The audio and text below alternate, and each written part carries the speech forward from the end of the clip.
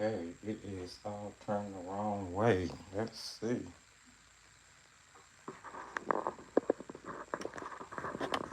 Hi guys, if you're here, I am just trying to work out. It's all turned the wrong way. Let's see. I am trying to work out how to get my camera positioned so that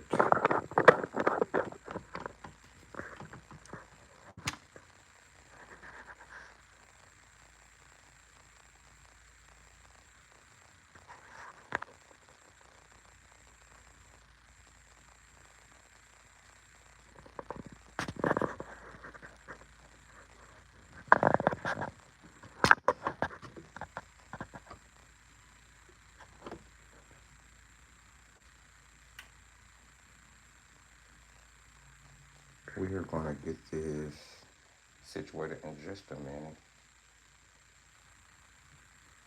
I'm not exactly sure why it's turned that way. Guys, as I told you, this is my first live, so you guys are definitely going to have to bear with me as I figure out exactly how it was showing up fine on the actual.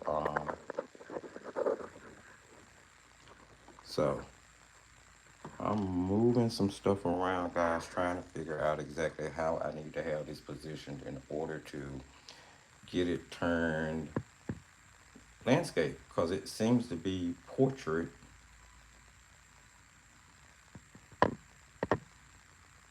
Ah, okay, so that's actually showing it the right way, but unfortunately, that's not how I need it to be.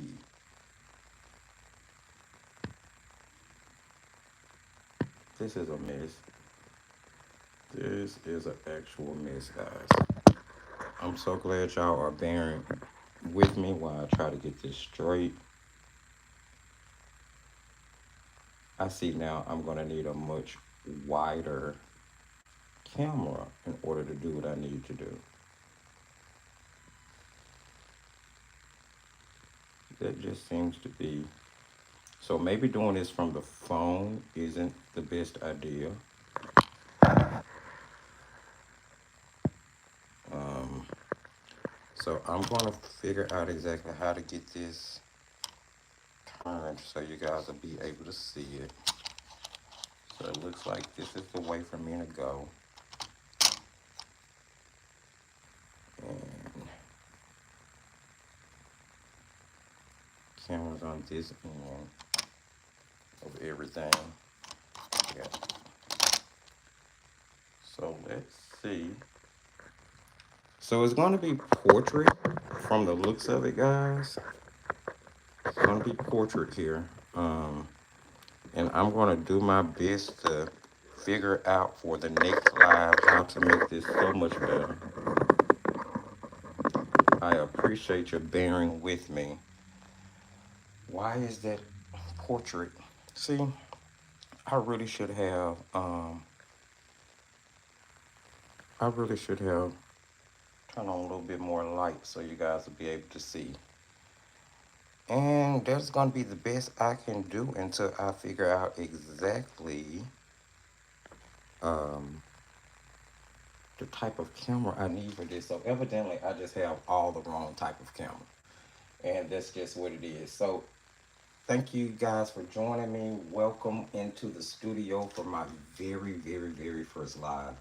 I am so nervous. As you can see, I had a little technical difficulty from the beginning there. I'm having technical difficulty with the fact that the camera is the the feed is coming through portrait instead of landscape.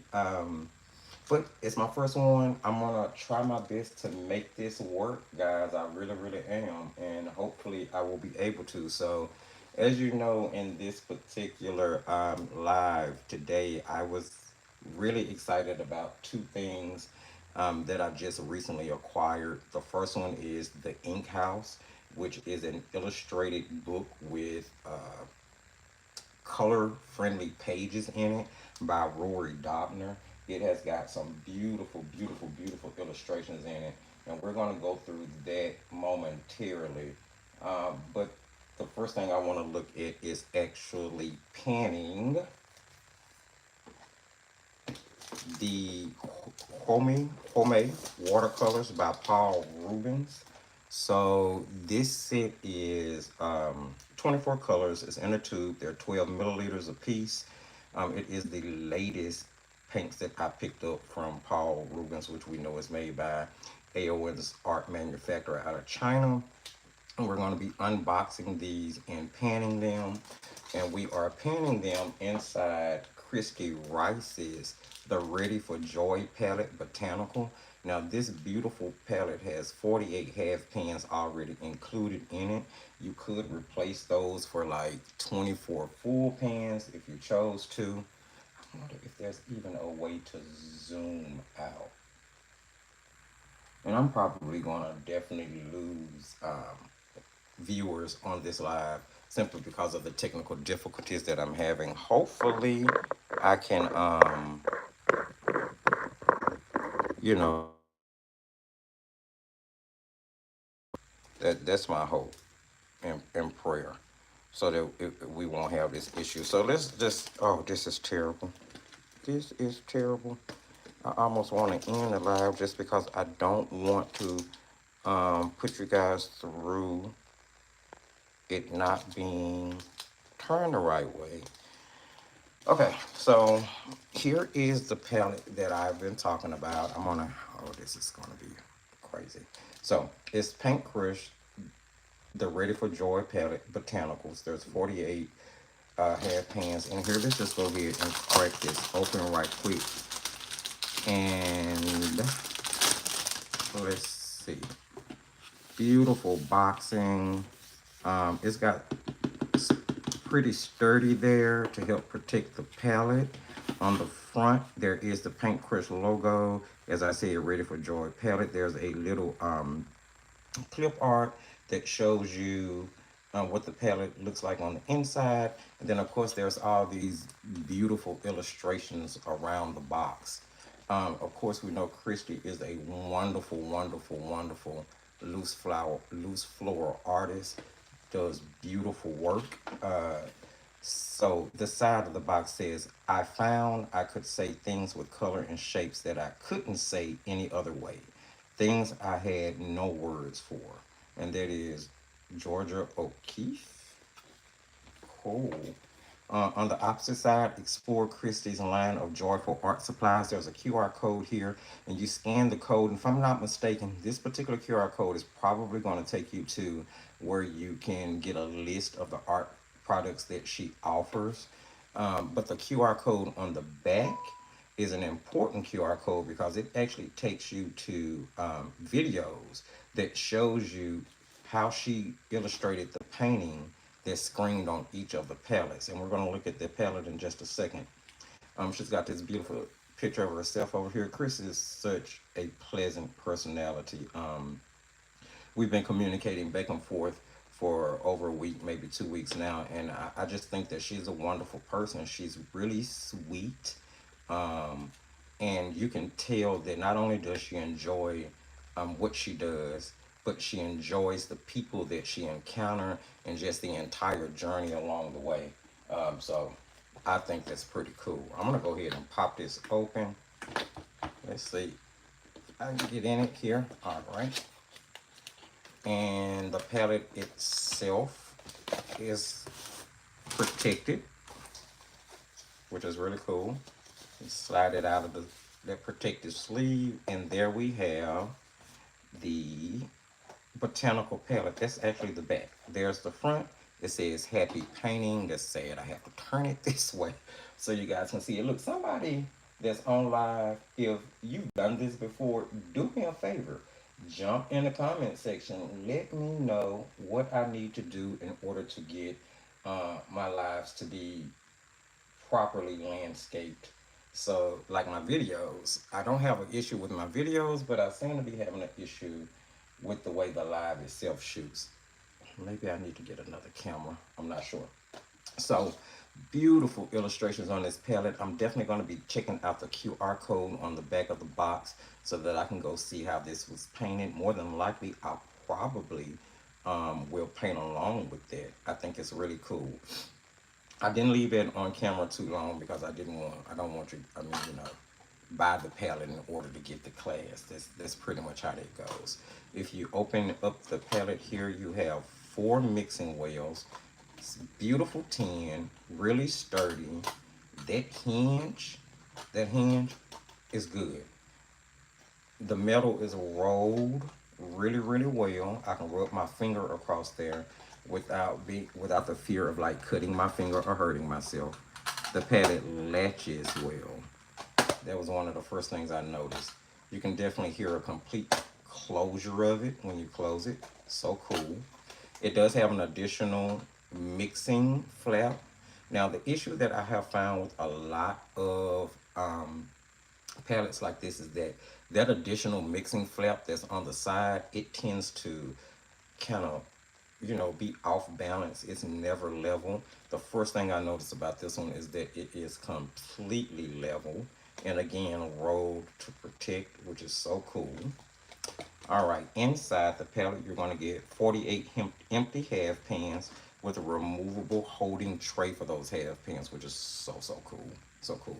And look at that. Look at that beauty. Rose gold. Is that not so different and so elegant? It really is. I mean, I think I took a look at all of her palettes um, that she's selling, and every single one of them are beautifully designed. I think every single one of them are worth the price tag that I've seen on them. So of course inside here, like with any other palette, you have that additional mixing space. I'm not sure if anybody really uses that, but you definitely have that additional mixing space. Um, I'll be honest, I've never really used it. I always point it out, but I never really use it. So there you have it. There is the palette, straightforward, guys. I think it is so cool. It is so beautiful.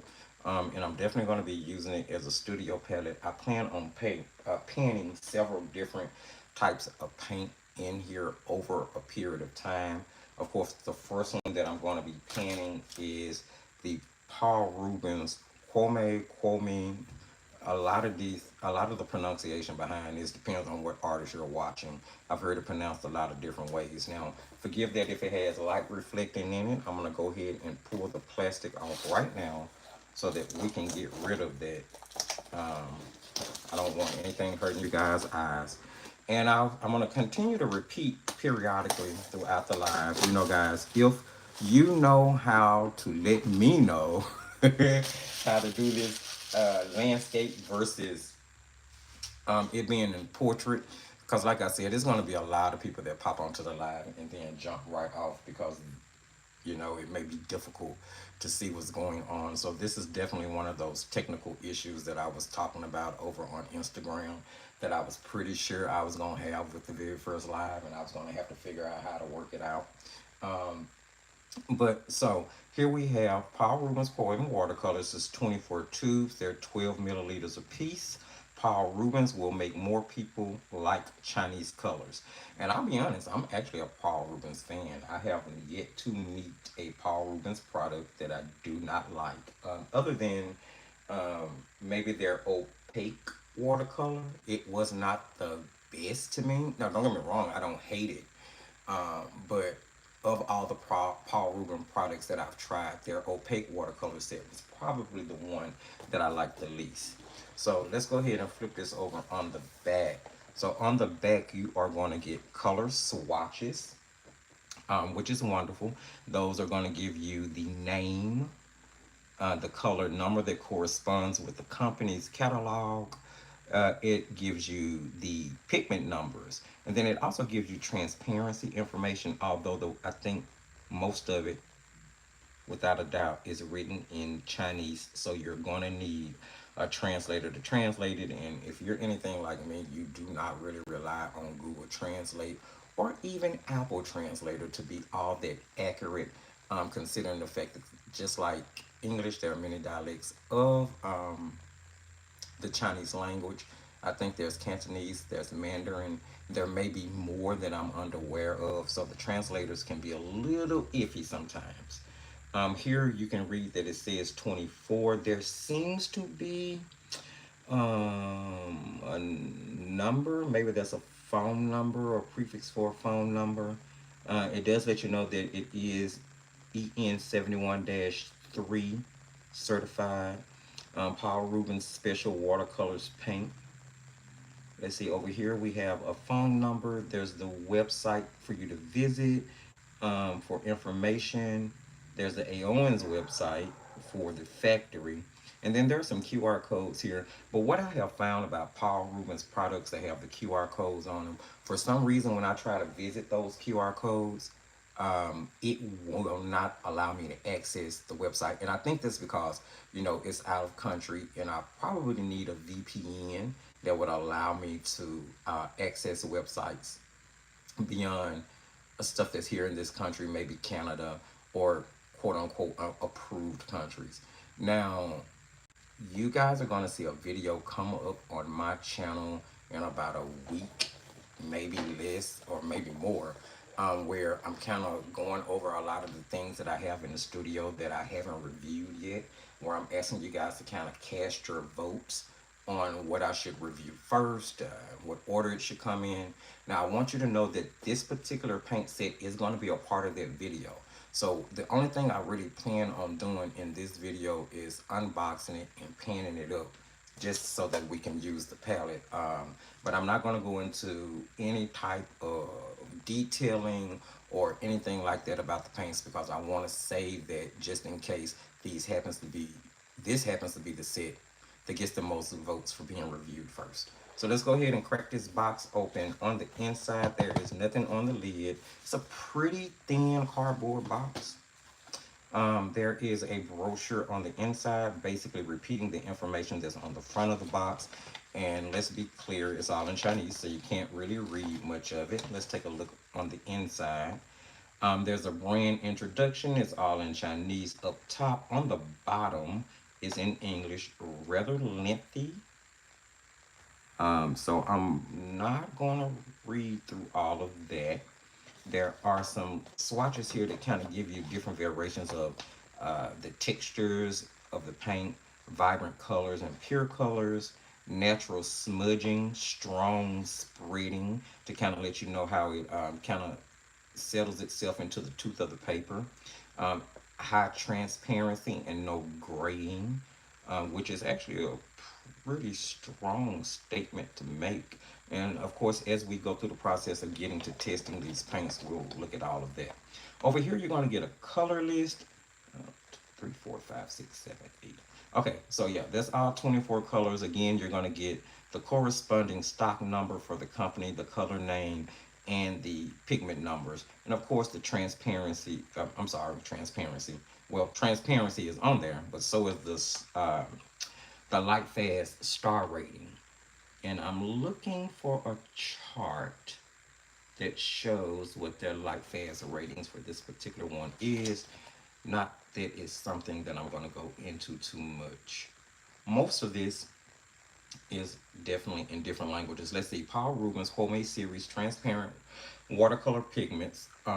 Color materials are all use pure color powder, excellent light resistance, high saturation of color, good transparency, good staining and diffusion effect, natural and even color mixing, stable and delicate, smoother creations, high quality aluminum, tubular seal, more carefree use, exquisite design, more attentive detail. And then it says all of that in a couple of other different languages. So yeah, pretty cool, pretty cool. These are the paints we're going to be panning. It does have protective shield over it to cover the paints, which have kind of jogged around inside the palette a little bit here. So here we go. Here are our tubes. These are pretty straightforward. Kind of reminds me of the tubes for the opaque watercolors. Kind of reminds me of the tubes for the Paul Rubens guaca paints, which I actually happen to be a really big fan of. I like the guaca paints a lot more than I like the opaque watercolors.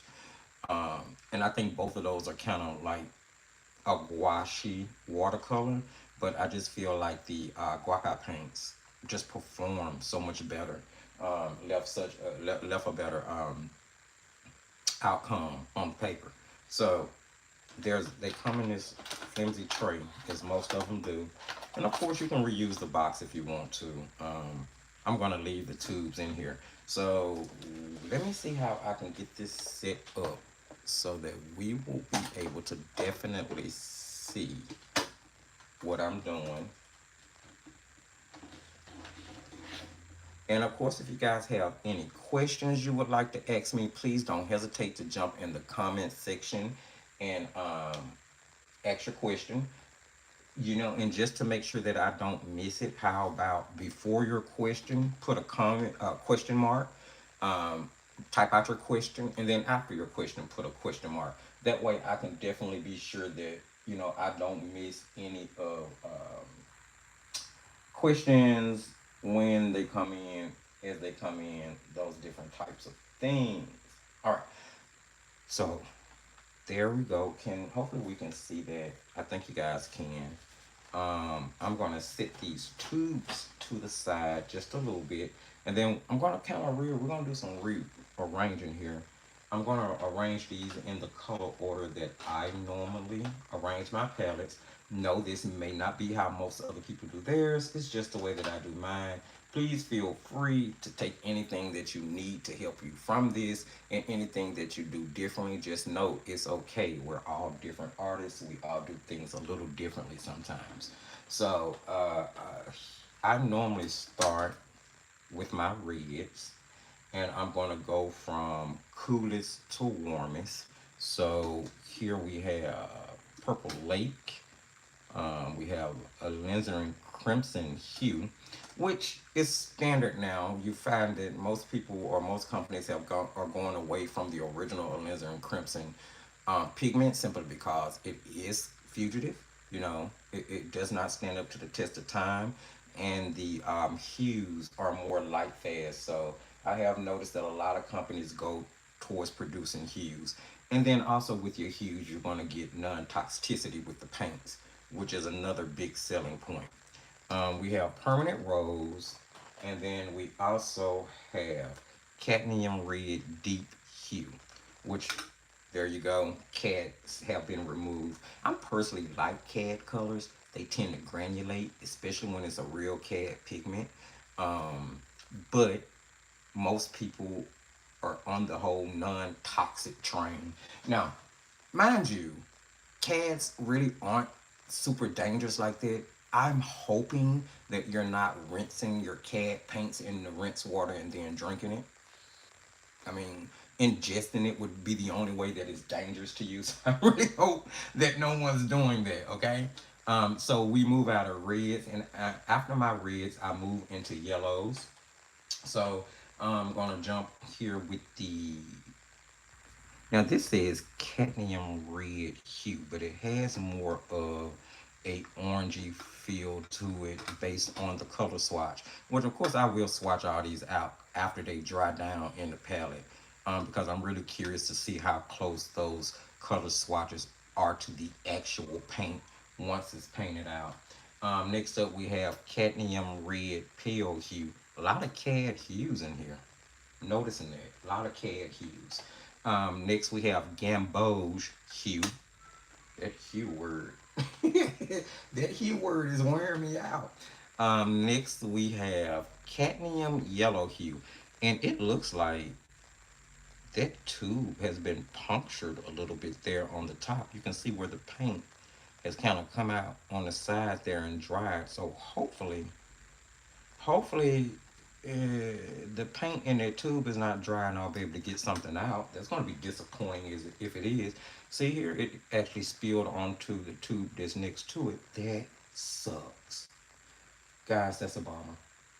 That really sucks. And it came that way. You guys just saw me open this box. So that's a bummer. Here we have cad yellow pale hue. Oh, killing me with the hues. And then we have lemon yellow hue. So let it be known that all of the paints in this particular set that are of the yellow tone nature are all hues. Yes. As a matter of fact, even with the reds, there have only been two that did not have hue attached. So let's go ahead and get these pan real quick. Um, and I'm going to shake each tube. Let's take a look here. The tubes have the number and the color name on it. It says artist Watercolor Rubens, has the Paul Rubens logo. If you flip the tube over on the back, you are going to get a UPC code. And I'm assuming that they sell these open stock maybe in China. I haven't seen them open stock anywhere in the US that I've searched as of yet. That doesn't mean that they won't eventually carry them, or maybe lightwish.com will eventually carry open stock, considering I do believe that Lightwish is the main distributor for the Paul Rubens brand of products in the United States. You can always go over to their website and check that out. That's lightwish.com. Um, let's see what else we have here. All of the information from the back of the box. And then up here we have the pigment code, which for Purple Lake, the pigment code is PR88. It looks to be transparent based on that symbol, and it has a star rating of 4. I'm going to assume the star rating goes from 1 to 4, with 4 being the best and 1 being the most fugitive. Let's test that theory. Let me grab something really quick that is normally a pretty stable pigment. Let's go with PR 101. 1 to 3. Okay, so it goes from 1 to 5. PR 101, which is a red iron oxide pigment, normally super stable in most palettes. Sometimes you do see your burnt sienna as PBR7, but this one is PR 101, and it has 5 stars. So, correction, a scale of 1 to 5 stars, with 5 being the most excellent and 1 being the most fugitive. That would be my main guess. Of course, I will check the website for future reference just to make sure of that, especially before we get to the review. It has a screw on top. You guys hear my other phone going off in the background. I mean, it has a screw on top. Like a lot of the Paul Rubens products, it has this really over exaggerated grip to make it easy to screw the tops off, which I actually appreciate. Now, there is no foil covering the neck of that, so it makes the paint ready and easily accessible. I'm gonna go ahead and recap this and shake it, because I want to make sure that if there's any binder pigment separation, that I try to take care of that before detubing it. That way I won't have to grab a toothpick and mix anything. All right, so I'm sure that there are technical ways to fill a palette. This is the thrifty way.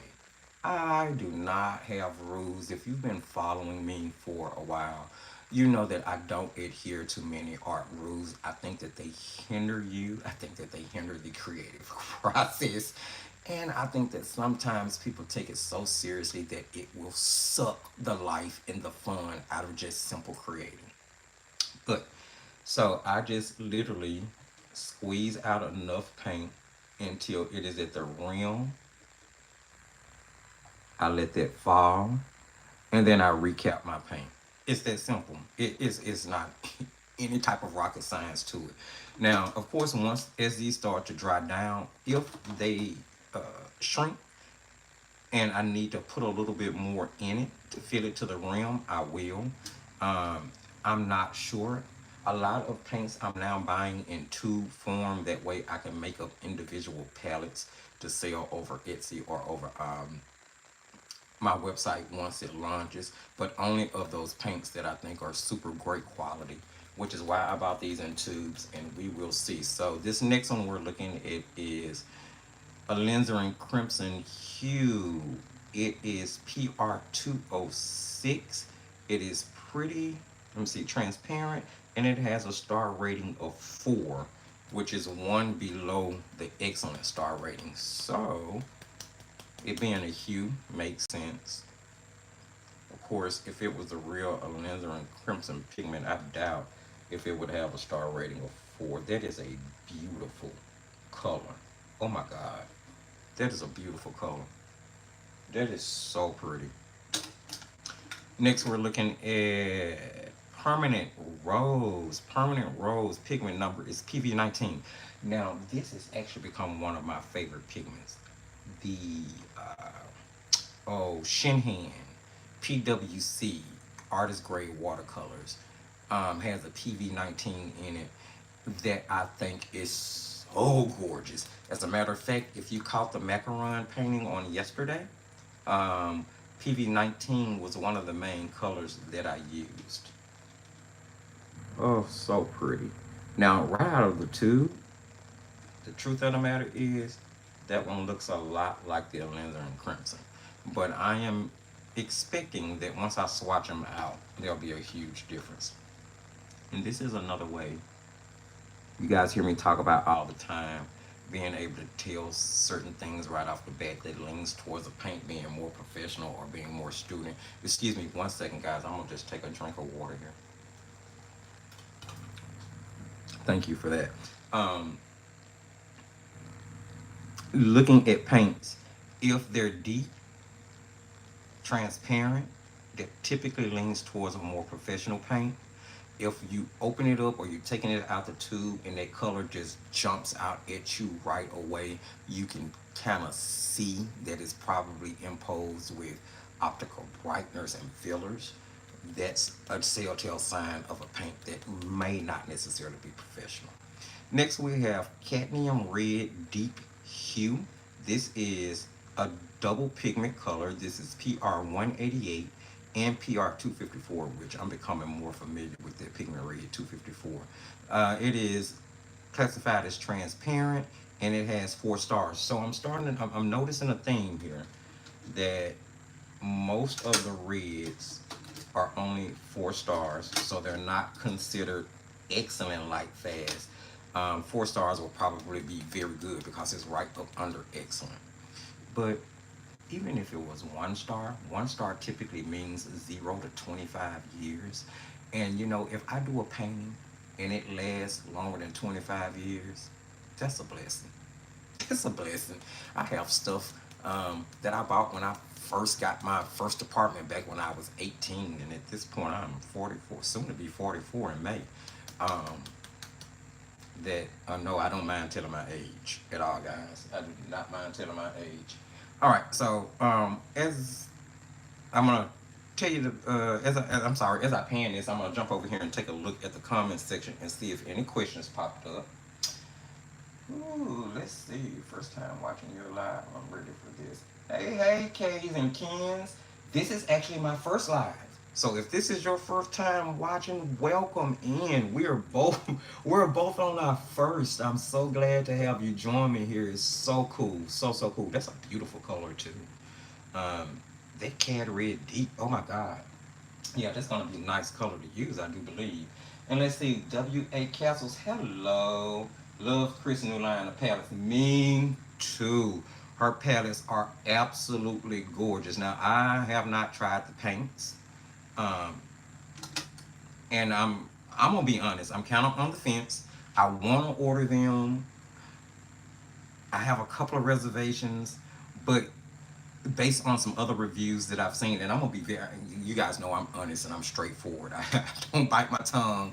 I'm very respectful, but I'm gonna always tell you guys the truth because I want the information that comes from my channel to be information that you can bank on. I want it to be information that you can rely on. I'm not just trying to sell you a pipe dream, and I'm not just telling you something is great because somebody paid me or is sponsoring me to do it. They can pay me $1,000,000. If it's crap, I'm going to tell you it's. Oh, I'm sorry, I don't want it. This maybe get demonetized because of what I just said. If it's miss, excuse me, YouTube algorithm. If it's miss, then I'm going to let you know it's miss. It's just really kind of that simple. All right. But yes, Kristy palettes are absolutely amazing.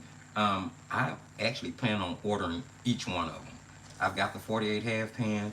At the end of the week, I'm probably going to order 2 of the 24 half pans. I'm definitely going to get the 12 half pan, the little mini one. Well, I think that one actually has the paints in it, which brings me back to what I was saying earlier. I'm going to see about that. Based on some reviews I've watched, I have a few doubts. I'm just going to be honest, but you guys know me. I'm one of them people that feels like you have to try it for yourself. So I'm more than likely am going to give them a try, because I've actually heard both good and bad things, more great things in all honesty. um, many reviews and many comments on like Amazon, across her platform on Instagram, across her platform on YouTube, which praise those paints. So I really want to give them a try to see for myself. Next up, we have cadmium red hue. Cadmium red hue is a two pigment color. It has PR 149. I'm not familiar with that one. And PR 255, which tends to be a common color in student grade paints.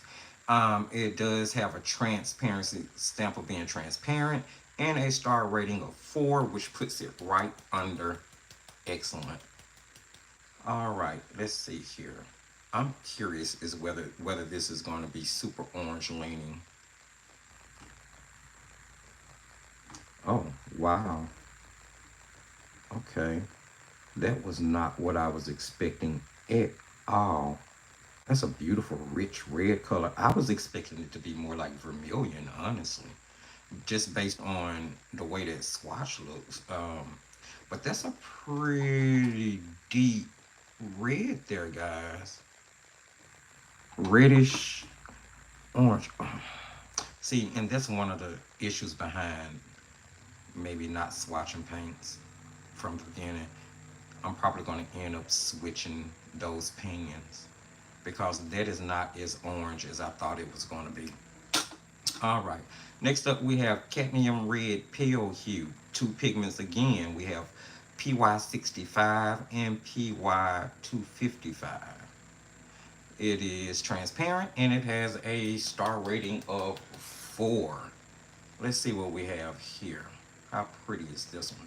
Because those reds are gorgeous. Ah, nice. Okay, okay, okay. I'm gonna be honest, I am not disappointed. I am so not disappointed. Hey, View, how you doing, love? Guys, that is Coloring View. Coloring View has been one of the artists that I have corresponded with the longest on YouTube. Which I'm gonna go into a spiel in a minute about artists supporting artists. I hope it doesn't get me in trouble with anybody. I'm gonna go into a spiel when I take another break to kind of check out the comment section. So next up is Gamboge Hue. Gamboge Hue has a pigment number of PY153. It is a single pigment. It is transparent, and again we have 4 stars. I feel like we're not going to see 5 stars until we get to the iron oxide colors. Oh, beautiful, beautiful golden tone. It almost puts you in the mind of yellow ochre if you didn't know any better. That's beautiful.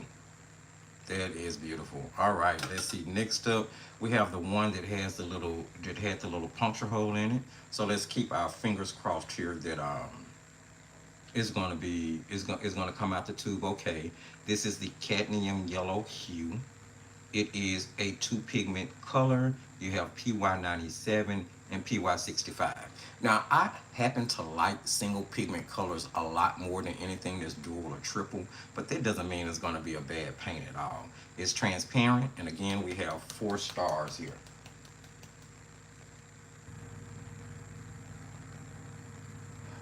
I adore you too, View. I really do. You have been so supportive of my channel. I don't have a large platform. I try my best to make content that will appeal to the masses, hoping that I will get my subscriptions up.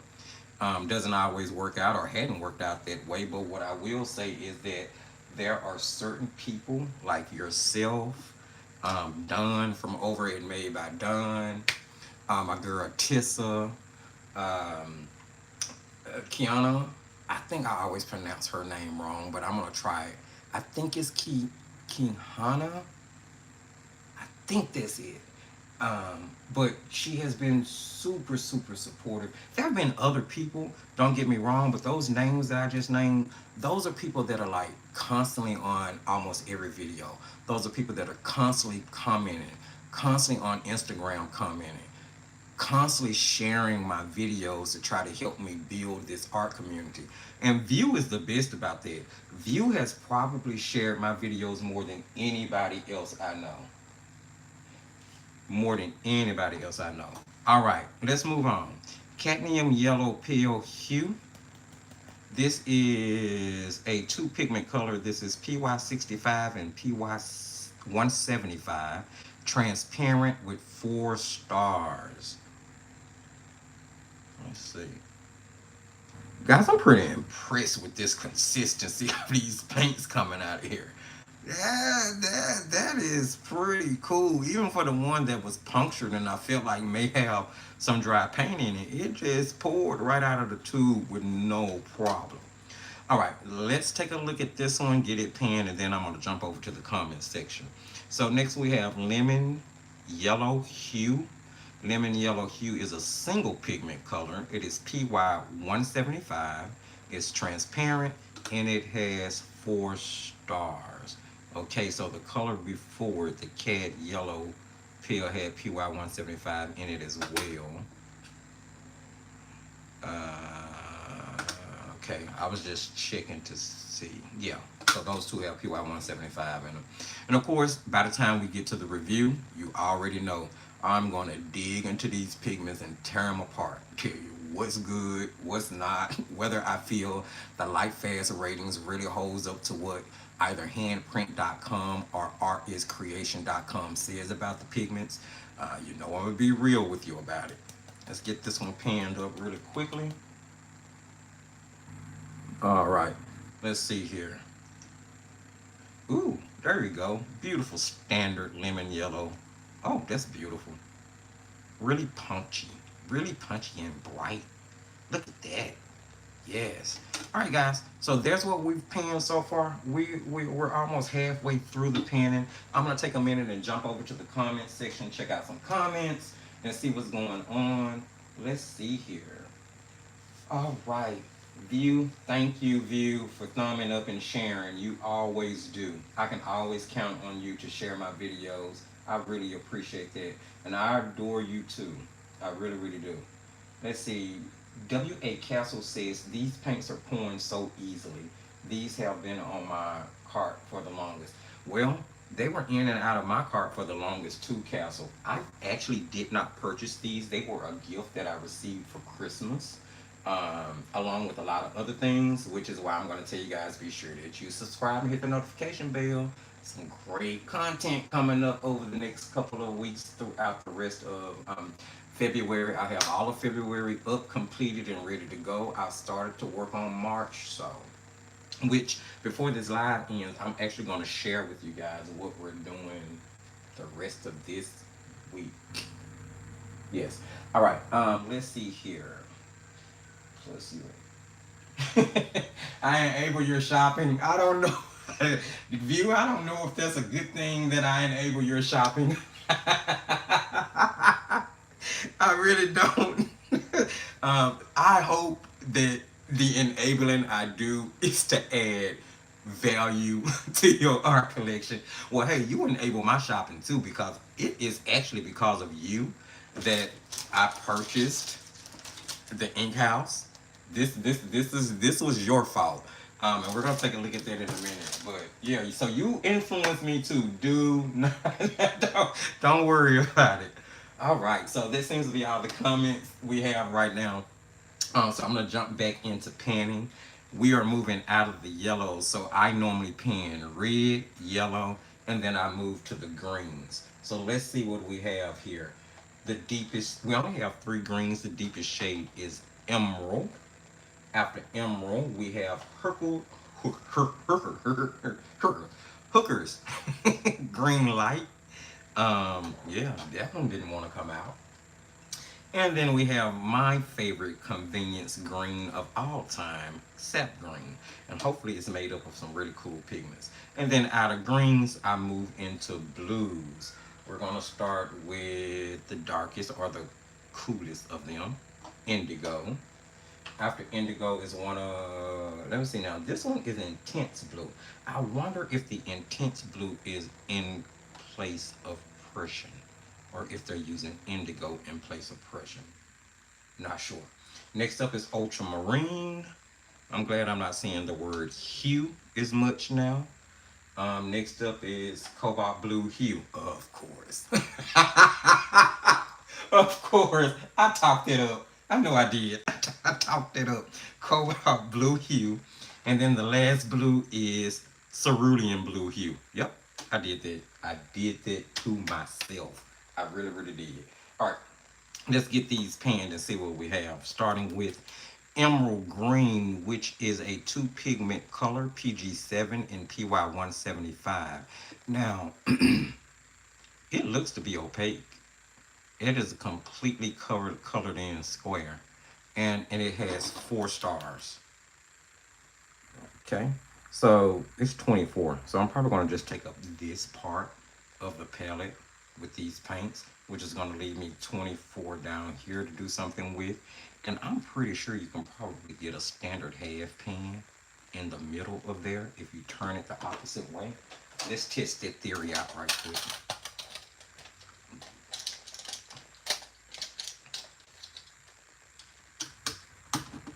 You can. You can get another whole row of half pans down there. Or you can store like a little water brush or a couple of brushes, a pen, maybe a pencil. Yeah. I love this palette. I really do. I'm in love with it. All right, so let's pan up that green real quick. Another beautiful pour. The consistency of these paints have been sublime so far. They really, really have. The consistency has been amazing.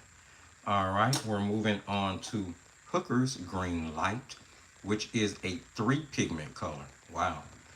We have PB15, PO49, PO49. I'm not familiar with that one. And then we have PG7. So we have phthalo green, phthalo blue, and some orange pigment, which I'm not familiar with. It seems to be transparent, which is surprising due to the fact that it has 3 pigments in it. And it also has a light fast rating of 4. Interesting. I'm getting paint on myself somehow. I'm not sure how or where it came from. It looks to be that previous green. All right. Look at that. Do you guys see that? Do you see how these paints are coming out the tube? That's pretty awesome, man. That's pretty awesome. So this is either a really good stock of paints, or I got a really fresh stock of paints that were recently produced. Next up is my favorite, sap green. Sap green is a 2 pigment color. We have PG36 and we have PO49. There's that pigment orange 49 again. I'm definitely going to have to do a little research into that. And I'm getting paint everywhere. Do I have a towel? Let's see. I normally have some type of towel or rag. Give me a second. I'm going to just wipe my hands. I don't want to put paint all over the tubes. All right. Which I seem to be doing anyway somehow. I'm not sure. Can you guys hear that? Hopefully you can't hear that. My stomach is growling. Hungry. Where were we? Sap green. That's where we were. Okay. Okay. And let's see what we got here. Oh, now that's a little different. That sap green definitely does not look as earthy as I was expecting it to look for sap green. It's definitely more yellow leaning than any. You can see the yellow in it. It's interesting. It's gonna be interesting to see how that one paints out. Next up is indigo, which is 3 pigments. We have PB29, PBK7, and PB15. So phthalo blue, ultramarine, and black. It seems to be opaque and it has 4 stars.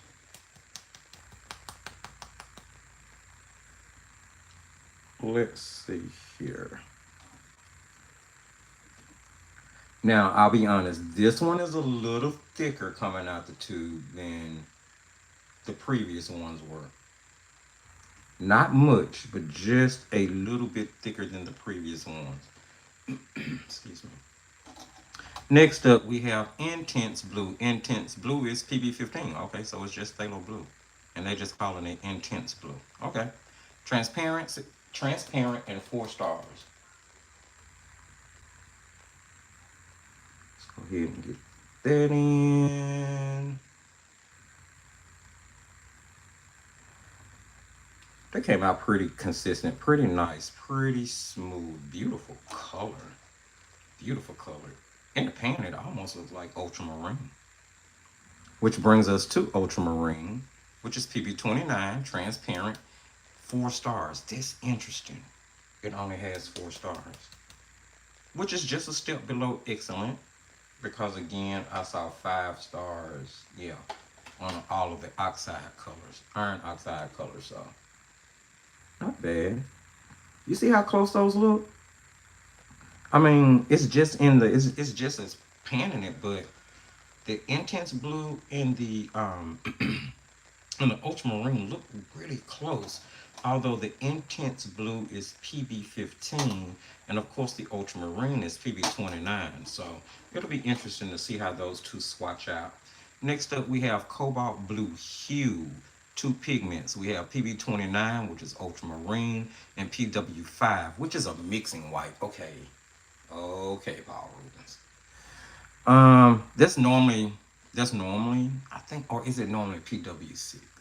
No, I think PW6 is titanium white, and it would probably make it much more opaque than PW5 being like a mixing white, more so towards Chinese white. Okay, 4 stars and transparent. I'm not sure if I shook that up. And if I have camera shake going on, guys, I'm sorry. Like I said, a lot of different things to try to work out for the next live. That one was a little bit thicker coming out of the tube as well, but it still poured okay. Last up in the blue section, we're going to have cerulean blue hue here, PB15. Okay, so a lot of these are phthalo blue, formulated a different way, maybe heated a different way to get a different hue. Um, but at least it's a standard pigment across the blues, so you're pretty sure you're getting the same light fastness in each tube. I think that's pretty cool. It has 4 stars. I'm not sure if I shook that up. And we only have 6 colors left to pan out of this one. So I'm going to check the comments section after this one more time. And then we'll jump into panning the last of these. Not too many more to go. All right. Let's take a look at the comments and see what we got going on. Hey, Tissa. I'm glad you were able to join. I'm glad you made it. Yeah, it is a nice palette. You just bought a fancy aluminum palette. You always have some nice things. I want you to show it to me. Send me a picture of it so I can see it. And oh, Tissa, just so you'll know, I have already started cutting the fabric for your custom made journal. Tisa, I'm sorry, I said Tissa. I know better. I know it's Tisa like Lisa. I know that. I know that. So forgive me, sweetheart. Um, I have started on your journal. I've cut the fabric, and I'm already making the actual base for it. So it is definitely in progress. It's in progress. Let's see.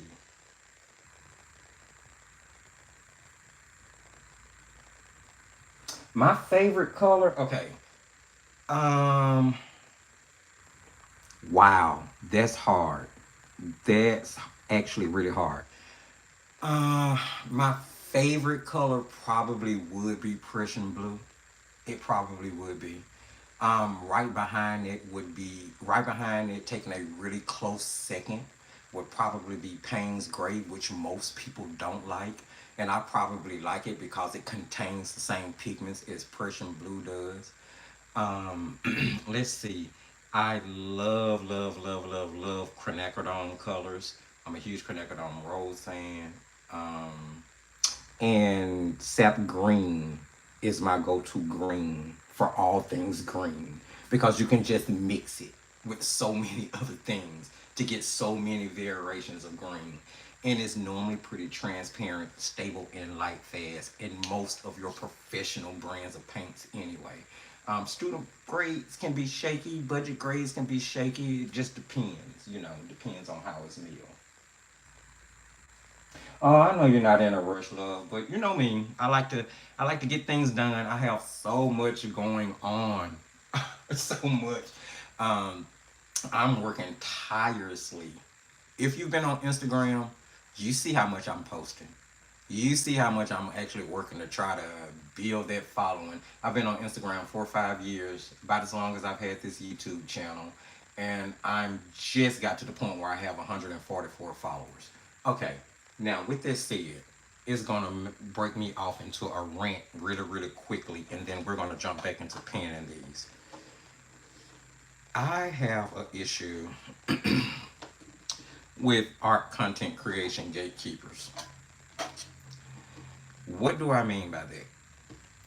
I believe that as artists, we need to do every single thing that we possibly can to support each other. The art market is flooded right now. You open up any platform, you are going to see dozens of artists trying to make it, trying to promote themselves, trying to build a following, trying to get to the point where they may be able to build a career out of art content creation. And what I'm starting to notice is that the art creator gatekeepers tend to stick together in the same circle. I don't necessarily see them promoting a lot of new artists. And like, if one of my pledges and promises to myself and to my fellow artists is that if I ever get to the point where, I should become moderately successful with this, if I should get to a point where I have a platform that has viewers that could have an impact and make an impact, I promise and I pledge to support new upcoming artists, to support artists that do not necessarily look like me or act like me or paint like me, because we all have a place at this table. It's a huge table. It's huge. You shouldn't have to be the same type of artist that I am in order to make it. You should have to be the artist that you are in order to make it. So, um, yeah, I just really, really, really don't like the fact that I look around these different platforms and I notice that a lot of the huge names following each other, supporting each other, and only following each other and supporting each other. And it's so hard to break through that gatekeeper wall because they've built a huge following, they've built a huge audience. And viewers tend to believe that the smaller channels and the smaller content creators don't have anything to offer because they've possibly heard it all from the gatekeepers. And I just don't think that's true. I don't agree with that. I think that we should all support each other. For instance, you guys hear me talking about Lindsay the Frugal Crafter on a regular basis. You hear me talking about Chris Petrie on a regular basis. Now lately, you hear me talking about Kristy Rice on a regular basis. On that same token, you hear me talking about people like Don from over at Made by Don, which is not as huge as the previous three I named. You hear me talking about View on a regular basis. Actually, View's main account, a View for a View, has a huge following. But my point being is that I don't think that View is in that same gatekeeper category as a lot of other people. As a matter of fact, I stated earlier, View was one of the people to start promoting and sharing my channel before anyone. So it's like, here someone is with this huge platform that has all of these viewers, who has opened herself and her channel up to recognize that I might possibly have something to offer. Now, this is not like a rant, a fussing session. I wanted to use another word. This is not a fussing session where, I'm expecting the big artist to pick me up and promote me. No, no, no. That's not what I'm saying. What I'm saying is pick up any other artist and promote them. Not the other artist that's got like 500,000 followers. Go pick up one of those artists that has 2,000 followers or 5,000 followers. You know why? Because as a gatekeeper, you were once in their shoes. You know how hard it was to break through, excuse me, build up. So just offer a little help. That's all I'm saying. Okay, rant over. Sorry. Sorry about that, guys. Rant over. All right, let's move on and finish up the last couple of ones. Let me check the comments real quick before I do that. Oh, hey, Mac. Hey, Don. So glad you were able to jump on over. Girl, I've been talking about you. Your ears must have been burning. So what do we have left? We're moving into our earth tones, which is not many. We have, let's start with burnt umber. There is Van Dyke brown. There is raw umber, burnt sienna, and then the very last two are your black and your white. Now, let's talk about black and white. There are a lot of artists, watercolorists, traditional watercolorists to be exact, um, that will not use black or white. Well, thank goodness I'm a mixed media artist. I just happen to specialize in water soluble products. And I absolutely do not agree with the rule about black and white. I think you should use all your paints. You know why? You paid for them. They came in a box. They were meant to be used. And I hate to hear people talk about, oh, I don't use black because it's such a dead color. Then mix it and make it undead. Bring it alive. You know, I will mix my black with all other different shades in order to darken those shades and make different shades, adding so much color to a black paint. I just don't agree with the hype. I love black and white. Well, if it's titanium white. Now, Chinese white is really good for mixing with your colors to turn them into pastel shades. It's really good for mixing into your colors to give it more opacity. And giving it more opacity is going to give it more body, help to make your compositions more round, seem more whole. You guys hear me talking all the time about being able, the composition looking like you can just kind of reach down and pick it up off the paper. Your mixing whites turn your regular paints opaque so that you can kind of get those type of effects amongst many others. So don't just keep keep that in mind the next time you think about black and white. Let's move on here. We are painting burnt umber. Burnt umber is two pigments. It is PY42, which ironically enough is the common pigment for yellow ochre, and PBR7, which we know is black. So they have mixed the pigment for yellow ochre, which must be heated and fermented a different way, mixed it with black in order to get their shade of burnt umber for this set. I'm not sure if the burnt umber pigments in the other Paul Rubens lines are the same. As a matter of fact, I don't think they are. But again, came out the tube really beautifully, no problem. And as you can see, they're settling down into the pans really, really well. Really well. All right. I just got brown all over my hand because I'm a klutz. Van Dyke Brown. Van Dyke Brown happens to be two. That is PR101, which happens to be a common burnt sienna pigment, and PBR7, which is black. So we have burnt sienna and black mixed together in order to make the Van Dyke Brown. So again, the PR101 must be heated so that it'll ferment in a different way, giving you a different hue. And that one is much more black leaning. That definitely has a lot of PBK7 in it. That's a really rich, dark, chocolatey looking brown. It's gonna be good for my dessert paintings.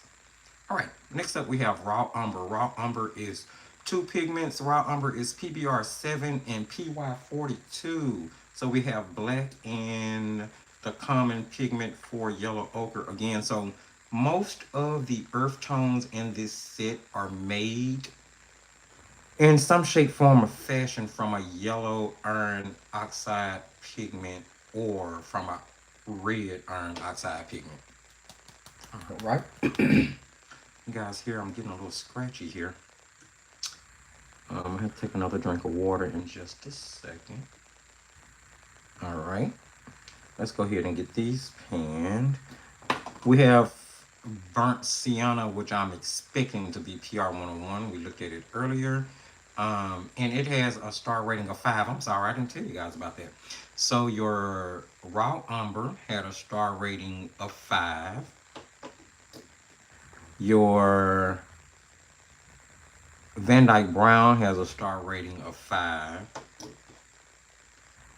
Your burnt umber has a star rating of 5. And now the burnt sienna has a star rating of 5. So the earth tones in the set are definitely the ones that they consider to be the most light fast. They all have 5 stars, which is considered excellent. And the last two, let me see, I normally pan black before white. And this is Ivory Black, which is PPK 9. Yes, sir. Yes, ma'am. We have 5 stars. All right. And then last but not least, we are going to pan the white. Now, once I finish panning these, that'll be as much as we can do with these particular paints. I am going to have to give them time to dry down before I decide to swatch them. Right after this, we're going to go into looking at the Ink House book, and hopefully you guys will get a little inspiration from that flip through. I think the illustrations in it are absolutely beautiful. This is your Chinese white, which is PW4, and it has a star rating of 5 as well. So let's get this one panned. I'm gonna check the comments section, and then we are going to look at the Ink House book. Remember, guys, if you have any questions, please don't hesitate to ask. I'll be happy to answer with the best of my ability. Just be sure you put a question mark both in front of and after the question, just so I can be sure that I don't miss it. And there you have all of those pins. I can't get that top back on for white. There we go. And let me just throw all of these in the box back in the box real quick. And I'm gonna kind of glance over at the screen to check comments as I do this. Let's see, where do we left off? We left off at done.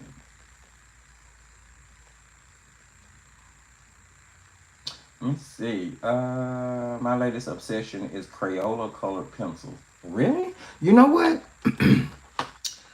I'm obsessed with Crayola twistables. I love the twistables. I think the twistables are actually pretty rich in pigment and are really nice. They layer really well. If you guys haven't seen it, I have a Crayola experience video on my channel where I look at a lot of different Crayola pencils. I look at the Crayola twistables. I look at the erasable pencils by them. I take a look at the Crayola art sticks. So if you haven't seen it, go check that video out. It is on. You can actually just hit the search glass and type in experience, and it'll pop up because I've only done a few experience videos. Let's see here. I have to go back. She learned love black and white. Yes, yes, they are great. I just looked at portrait, so beautiful. I don't. Yes, follow Coloring View, guys. She does amazing, amazing color pencil work. Amazing. And you guys know I'm a pencil art. I love pencils. What don't I love? Let's see. I'm not huge about acrylics. I'm not huge on oil. Except for water mixable oils. Of course, they have water mixable oils now, and I'm really, really curious to try them. Being a water soluble enthusiast and lover, I want to see how water mixable oils will paint out and whether or not, you know, I'm going to like them. But other than water soluble, you guys know I love, love, love color pencils. I love, love, love alcohol markers. And my newest love is oil pastels. So, yeah. Let's see here. Pencils are nice. Yeah, watercolors is my main love too. Watercolors and gouache. Yeah, V, you are getting more into watercolors. I've noticed that. I've been paying attention. Let's see. I'm so glad you guys are having conversations amongst yourself in the chat. Do that. Get to know each other. That's what this thrifty community is about. Artists connecting, getting to know each other, spreading love through art. So I am absolutely thrilled at the fact that you guys are meeting and talking to each other. Hi, Gina. Welcome in. Welcome in. I'm so glad that you were able to join us here. Now, we've already gone through panning the paints, but that's okay. We still have a little bit more to go, and I'm hopefully you'll stick around for it. See. Yes, our resident Dawn, lovely, lovely Dawn, is in school working to further herself even more. So, if you are following her channel, you will notice that she slowed down a little bit on the video posting. You know why? Because our girl is out there in the world making it happen, y'all. She's out there making it happen. So, big thumbs up, big clap out to Dawn for striving to reach that next level. I'm gonna always push my people and encourage you. Let's see.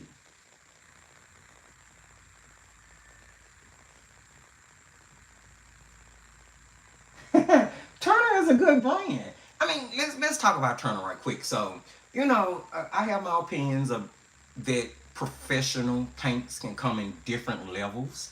Just like student grade can be a good student grade or a budget crappy student grade. Um, when it comes to professional paints, I think they come in levels too. I think it can be a beginner level, and I think there can be a level that is, much higher than that. That's going to give you much better performing quality. Now, Turner, for me, falls into about the same category as Paul Rubens. I think they are a really great kind of beginner jump into the professional realm of watercolor paints. They're not going to be the best of the best, but they're nowhere near the worst of the worst, and they're much better in quality anyway than 98.9% of any student grade set that you could buy. That's just my opinion. But it is that's how I feel about Turner. Now Turner gouache, let me tell you, Turner designer gouache is probably my favorite gouache so far. I don't have it in a set. I've been buying it by the tube, but literally every time I go by Jerry's, excuse me, I pick up an additional tube. Turner gouache is absolutely amazing. Love it. Love it, love it, love it. Test tomorrow, but I'm going to support my friend Thrifty. Oh, Don, that's so sweet. You're over here hanging out with me and you should be studying. Girl, I wish I could give you a high five and a great big hug. I really, really do. But I don't want you missing out on studying for me. Girl, listen, I'm rooting for you. Let's see. I love water mixable oils and oil pastels. I love oil pastels too. Water mixable oils, as I was stating earlier, I haven't tried, but I would love to get into them. I would love to see what they are all about. I've heard some mixed reviews, and of course, like with any other paint, it probably depends on the brand. But I definitely am going to give them a try. Let's see, Gina, I love all my art supplies except for the Creepo Gen Craft. Let me tell you, Gen Craft needs to be shocked. They should be ashamed of themselves for any of those products they produce. Have you guys ever noticed you've never heard me talk about Gen Craft? You've never seen a Gen Craft product come across my channel. You've never seen me review one of their products. And that is not because I have not tried them. That's because I have tried them and deemed that I would not even waste your time with a good or a bad review about those. Bravo. I completely agree with you, Gina. I love gouache. You guys know I love gouache. Yes. I was just talking about Turner, and I'm a big fan of Artwell. Of course, Artwell is my favorite budget company. They're 24 half pan paints. They're 24 tubes, which I am more than sure are produced by Superior, no doubt. There are 24 glitter watercolors, which is their version of metallic, which are actually pretty opaque and show up really beautifully on black paper. Um, and then there's their gouache, which their gouache set is like what 42 to 45 um, jelly cups. It has a huge footprint, which is why you guys don't see me using it on camera. You'll normally see me using just a little palette that I've kind of taken some out of the jelly cups and put it on a palette to paint with. Um, yeah. Water soluble oil pastels. Now, I like them. I think they're cool. Of course, every medium isn't going to be for everybody. I think that Mungia makes a really nice performing water soluble oil pastel to be exact. And I feel like water soluble oil pastels are a lot easier to blend than regular oil pastels. Although I don't have a problem blending regular oil pastels, I just feel like water soluble ones are much easier to blend. I feel like wash looks like acrylics. I enjoy my new meeting gloss. Meeting? Really? Okay. Okay. Well, I'm not an acrylic fan, so that's probably why I don't know. Um, I should give acrylics a try. I have actually done some acrylic paintings, guys. They look terrible. They are. Let me see if I can spot one around the studio real quick. What did I do with them? I was trying to see if I could spot one really quick so I could just kind of show you guys what I mean. Give me 2 seconds. Let me see if I can. Is that one over there? I have no idea. I know I sound a little distant because I'm not at the camera at the moment. I really wanted to see if I could put my hands on one of those acrylic paintings, but it does not seem like I can at the moment. So maybe for the next live, or maybe in an upcoming video that comes out on the channel, I will take time to show you guys. I have like two or three. They're not terrible, but they're not masterpieces. My problem is that acrylics dry too fast. The only acrylic that I really like is golden open acrylics, simply because those acrylics stay wet as long as watercolors do. And so those are the acrylics that I try to play around with when I can. No, no Gene Craft. No Gene Craft will come across the Thrifty screen. No.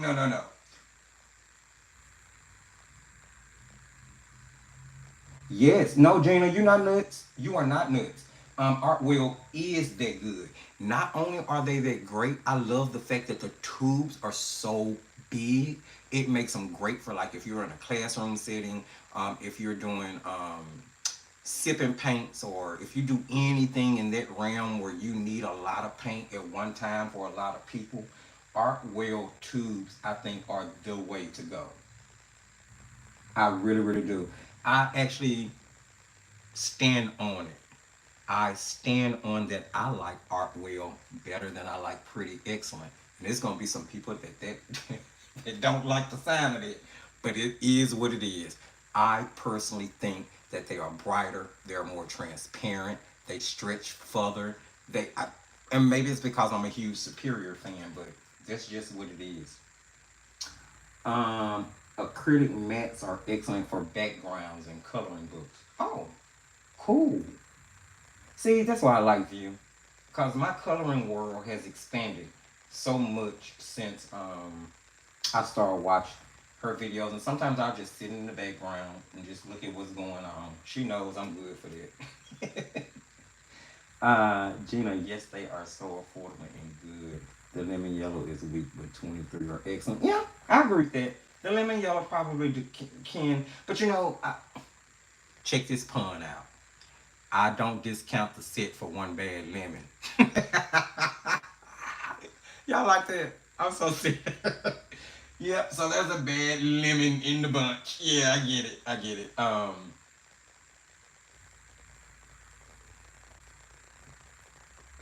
Yeah, you can put pencils on top of acrylic. I've seen the frugal crafter do that quite a few times. My husband put this on. I'm coming for you, putting hot oil over Paul Rubens. Well, Don, sis, I love you. We we probably won't. There's gonna come a point when we won't agree on everything. But yes, ma'am, I stand 10 toes down on the fact that I personally like Artwell better than Pretty Excellent. Pretty Excellent runs a really close kiss up to me. Cupid shot me with the arrow second, but still second. Um, but overall, I like the Paul Rubens brand and I like the Artwell brand, so I wouldn't have any problem suggesting either one of those brands. Although I will say with Paul Rubens, I said it once and I say it again. If you have the choice between the opaque watercolor set and the guac set, go for the guac set. So let's take another quick look, just real quick. Look at that. I don't want to get paint on it. But look at that beautiful palette. Look at that. That's crazy. So crazy. I'm so glad the QR code is on the back of the box so I can go check out exactly how to paint that. Um, yeah. So I'm gonna leave this open and set this palette to the side though because we have got to give that time to dry. In the meantime, let's talk a little bit about things coming out on the channel. On tomorrow, there will be a video premiering using Derwent ink tint blocks where I have broken those blocks down into a curated half pan palette. And I'm going to be using those blocks to paint this illustration. And this is my whimsical eggplant plant. You get it? Eggplant plant. I think it's y'all know I'm silly. See, the live gets to show you exactly how silly I actually am. See, with the regular channel videos, there's always the editing. You can take things out, you can loop things together. But with live, there's no editing. There's none of that. You kind of just get my straightforward, silly personality. Yeah, that's just kind of how that is. But this is what we're going to be painting in tomorrow's video. This is my rendition of a eggplant. You get it? A fried eggplant. Yeah. I think it's so cool. And I'll be sharing in the video where I got the idea for this from. And I just threw it in a frame just to see how it would look. I am working on a video of the top 5 budget grade watercolor palettes under $20. That video probably won't come out till March though, because all of the videos for February are already done. Now, Don and I actually have a collaboration video coming out this Monday. If you don't know, Don is the only artist that I have ever done video collaborations with. Now, it's not that I won't do it with other artists or that I don't want other artists to do it with. She's just been the only one that's ever worked with me on video collaborations. We've done 3. You guys can go. There is actually a playlist on my channel called Artist Collaborations, and that playlist has all of the videos that she and I have done together in it.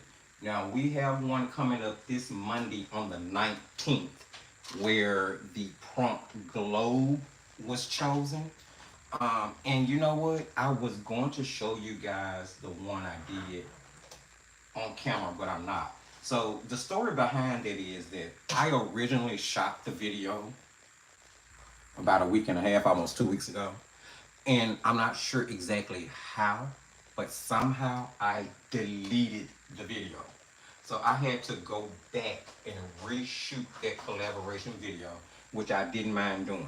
Now, in that video, we're using fountain pens. I'm just going to show you guys real quick. So here is kind of the swatch sheet for the fountain pens that's being used in that video.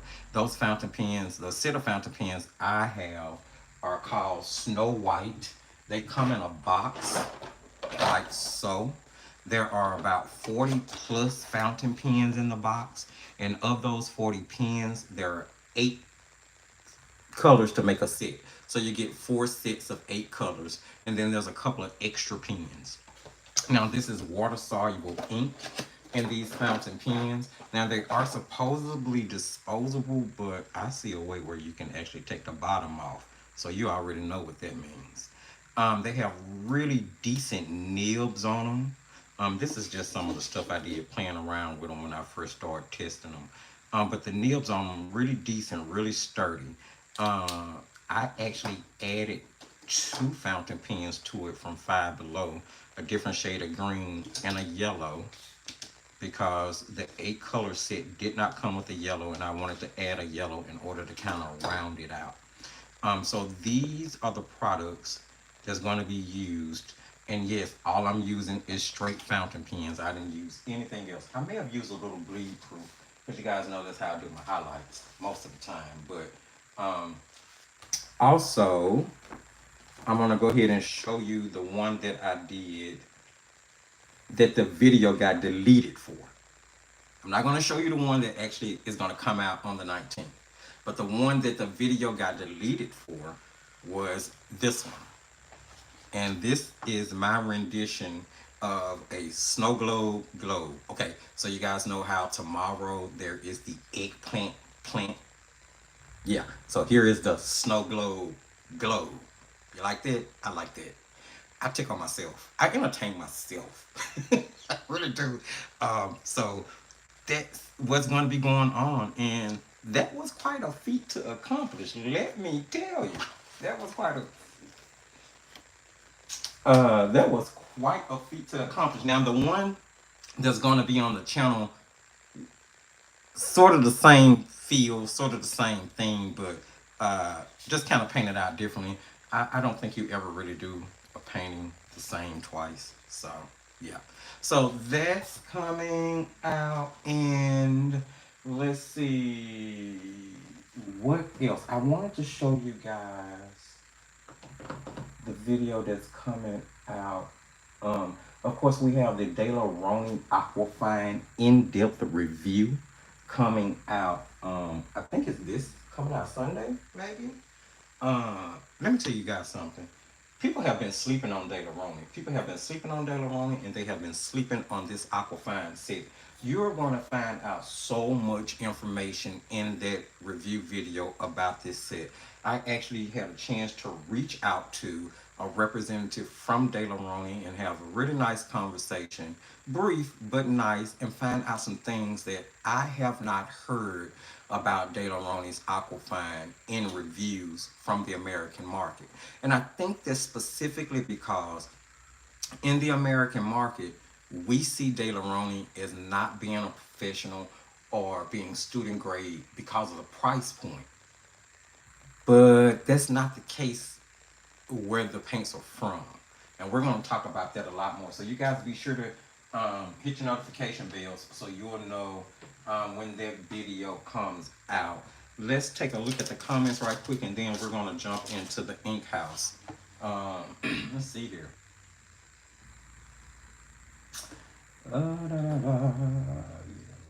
Oh, thank you, view. I appreciate that.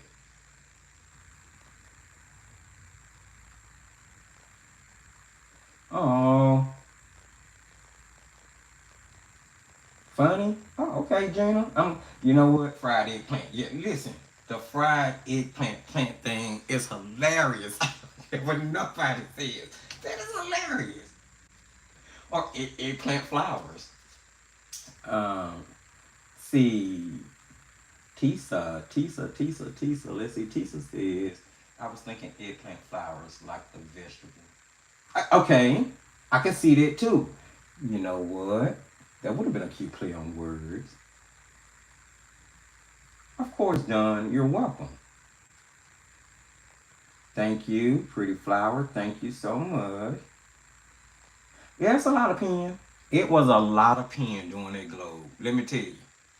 Whoo, buddy. But they dissolve so well in water. I was so surprised. The pigment spread it pretty well. In that video, I'm actually going to show you different ways to use those fountain pens versus just scribbling it on your paper and blending it out with a wet brush. They work actually a lot like watercolor pencils. They have a lot of the same working properties. Not the same product, of course, not the same medium, but a lot of the working properties tend to be a lot like watercolor. Thank you. I'm glad you think that's beautiful. Why do you feel bad? I'm sure yours is amazing. You always do good work. Thank you, View. I appreciate that. I watch Lindsay the Frugal Crafter showing these pens. Yes, no yellow in mine. I got the 40 set. Also, we like the small art, the same art supplies. Yeah, Gina, it looks like we do. See? That's what happens when you start exploring the art world. You find out that you have a connection and that you have likeness with people you never would have thought about before. This art community opens up so many doors for us to connect. And let's be honest, this world could use a little connection now. This world could use a little love spread through art. I'm so sick of all the negativity that goes on outside the four walls of my house. It is ridiculous. Let's see. My silliest painting ever was a flying roasted turkey with scissors. You know what? I have to see that. I have to see that. You have to let me see this flying roasted turkey with scissors. Man, okay, when I start doing my artist spotlight, ooh, I just kind of gave away something. Might as well talk about it now. Coming up soon, um, in, further into the spring, I want to start introducing this segment to. Well, first let's back up. You guys know not too long ago I put up a video face to face and I called it Random Art Thoughts. And in that video, I told you I was really thinking about starting a series where um, we would be doing that more face to face. Well, I kind of took that idea and I started incorporating it into my regular videos. So a lot of my regular videos now are going to start off with us talking face to face before we go into the artwork, and it may even end with us speaking face to face. Excuse me, after the artwork. But as far as that kind of non-art talking series, part of that series, I want to do a segment which features other artists, which kind of puts a spotlight on other artists, so that their names can kind of help circulate, or maybe somebody that's watching my channel will see something from another artist that they like, and they'll go over there and give them some support. So I would love at some point to be able to feature a roasted flying turkey with scissors. Do you guys even know how amazingly funny that is? That's how cool. Okay, let's see. One of my favorite books. Yeah, we finna get into it in the second view. Lindsay is one of my faves. Lindsay, you know what? Okay, so quick story for the people who don't know. Lindsay is actually my oldest mentor. In 2009, after working in the computer science industry for way longer than I should have, because I only went to school, you know how I was. I graduated high school in '98. Anybody that's from my generation knows that when we graduated school, the computer age was really kicking off as far as the internet and all these social platforms and all this type of stuff. So the thing at that point was to go to college, get some type of computer degree, be it computer science, computer engineering, computer information systems. So I went to college the first time around and got a bachelor's in computer science information systems. Okay, I worked for a couple of companies. Came out of school in 2002. Worked for a couple of companies between 2002 up into 2009. And then I was laying in my bed one night and Project Runway came on. Now, I've always sewn. I've always been a creative kid. My mom is a seamstress. My grandmother is a seamstress. Both my grandmother and grandfather both worked at, managed, and kind of ran a textile plant for a very long time. So the DNA of fashion is literally in my blood. Been sewing since I was like 5 or 6 years old. So I'm laying in my bed one night and I decide to myself, what am I doing with my life? Why am I getting up every single day? Don't get me wrong, I love computers, but if I'm going to use them, I want to use them for art. I have to do something with this burning fashion desire in me. So I literally quit my job, sold every single piece of furniture I had in my apartment, sold my car, signed up and went to design school.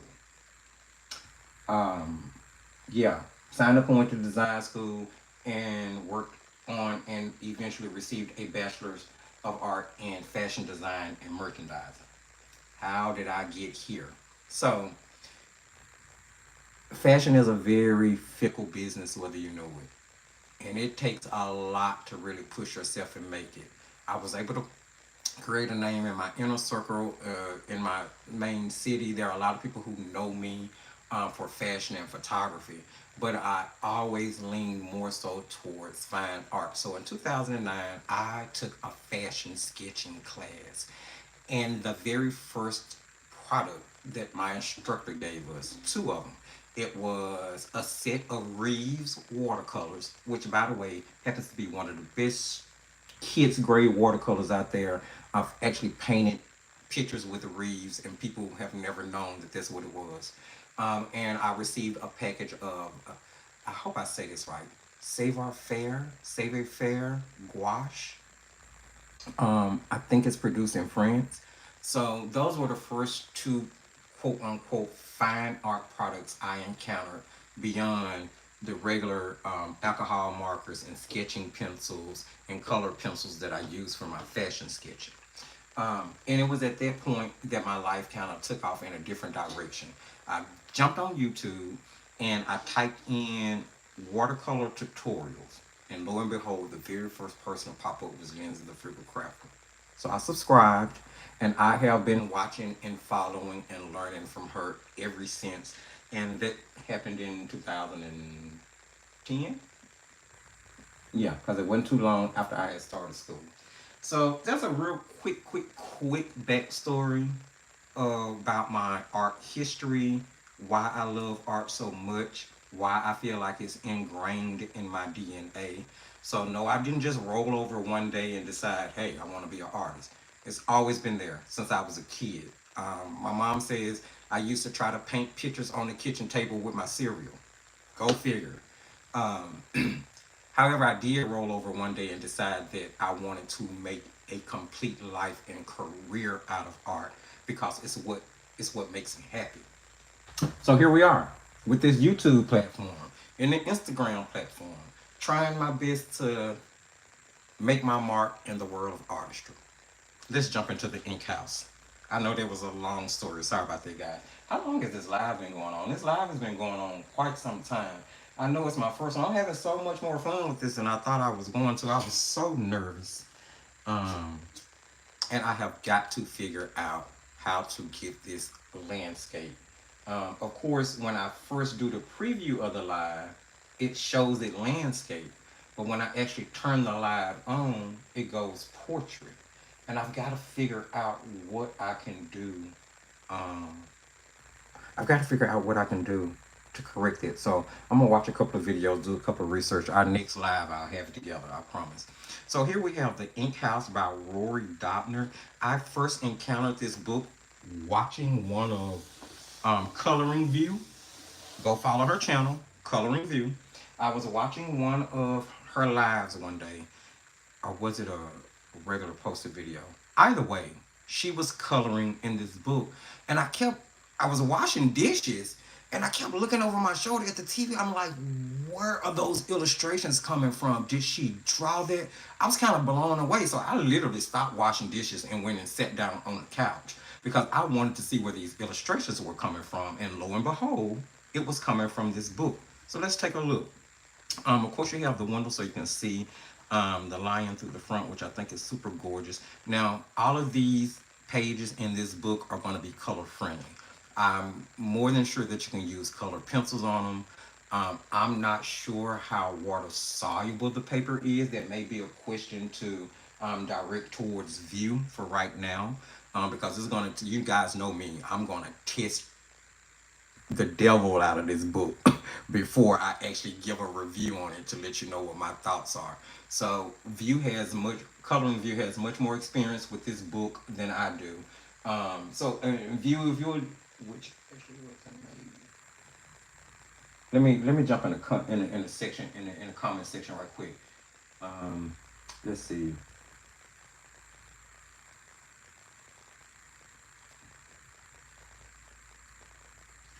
It's not detailed. It just kind of happened. That's okay. I still want to see it. Yep. Oh, we're the same age. 80s babies. Yeah, I was born in 1980 on a Tuesday. Yes, ma'am. 2 a.m. in the morning. Trust me, my mama tells me the story all the time about how much trouble I was and how big my head was. Lord. Okay, see, I found our favorite artist in Holland. His name, he is interviewing artist. He's very talented. Okay, Titus. I'm gonna go look Titus up. Um, I'm gonna definitely check the Thank you for that information, Gina. Gina is 64 years young. Yes, that is a blessing. Many people, mom, I started at 36, 28 years of art making. Oh my God, that is such a blessing. I'm kind of envious. I want that to be me. I want to get there. Wow, I went back to college at 30. Yeah, how old was I? If I went in 2009, I was 29. Tisa, we have a lot in common. We have a lot in common. I went back at 29 to get that fashion bachelor's. Wow. I have Reeves in my stash. My sister got them for me. Reeves is a good knock around student paint to paint with. I mean, you want to just practice. You don't want to have any fear of using up the paint. I mean, you want to just go for the juggler. You guys know what I say. You want to just go for the juggler, grab your set of Reeves paints. You'll be surprised at how freeing a cheap set of paints. And the thing about it is they're cheap, but they're good. They really, really are. Now, I'm not sure what the light fastness of them are, and I don't think that they provide pigment numbers from what I can remember. But it is a pretty set. As a matter of fact, as I told you guys, it was my first watercolor palette, and this is it right here.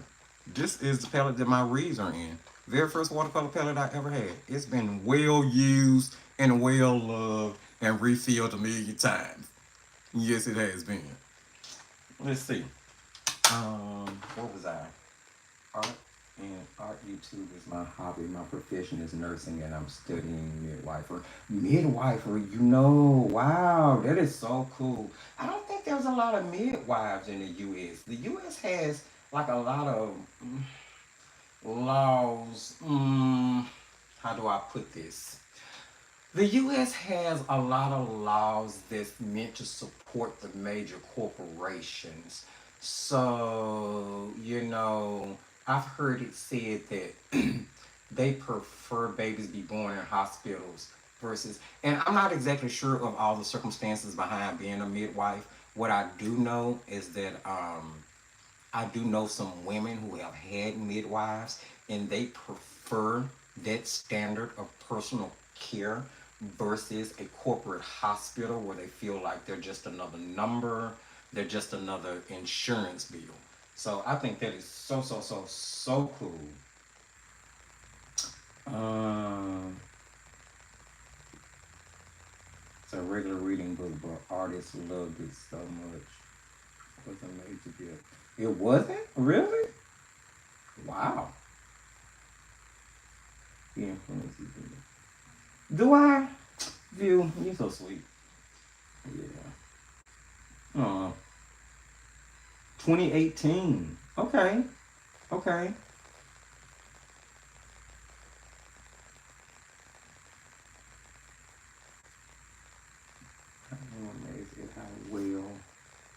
my cheap pens work when I first started playing watercolor. I made them here many years ago. It's on my wall.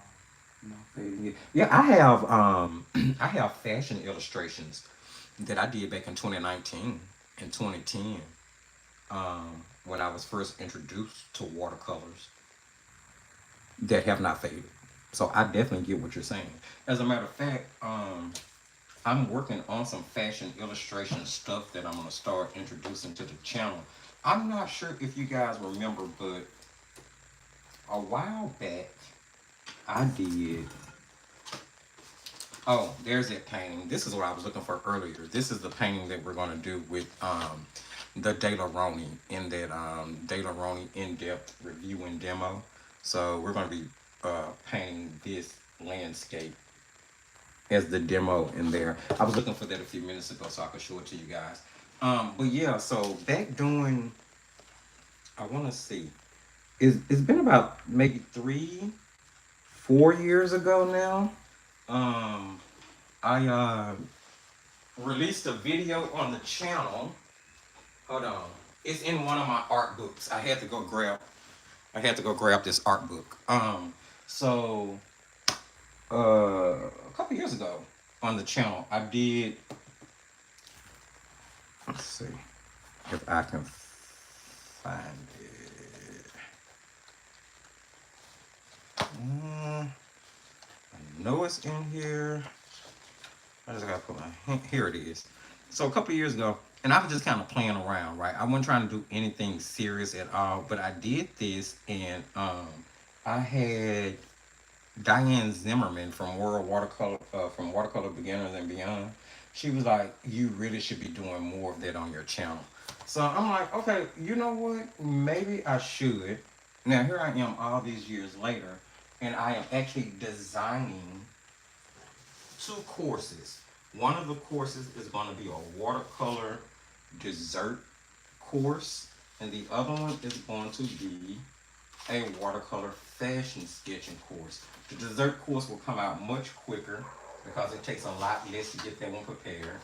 But yeah, so those are some things that you can expect coming out of my corner of the world. So let me see, because this is going to be a little tedious, but we're going to get it shown. Look at these beautiful illustrations. That spiral staircase. That's amazing. That's amazing. And if the pages are color friendly, I'm definitely going to put it to the test. Ink House, Worry Dobner. And this book is really affordable on Amazon, guys. I think it's like 11, 12 books. Look at that. Look at that. Look at that illustrations. Right? And so it does have wording in for reading. So that goes towards what View was saying about it being an actual book. You use ink tints. Cool. I love ink tints. I know some people don't like the blocks, but I do. I love all ink tints products.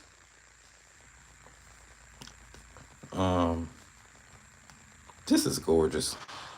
I wish I could illustrate on this level. I mean, I'm sure I could just sit down and really put my mind to it, but this type of illustration in detail is amazing. Look at this. This is crazy. So gorgeous. Ooh, that would make a really cute stamp.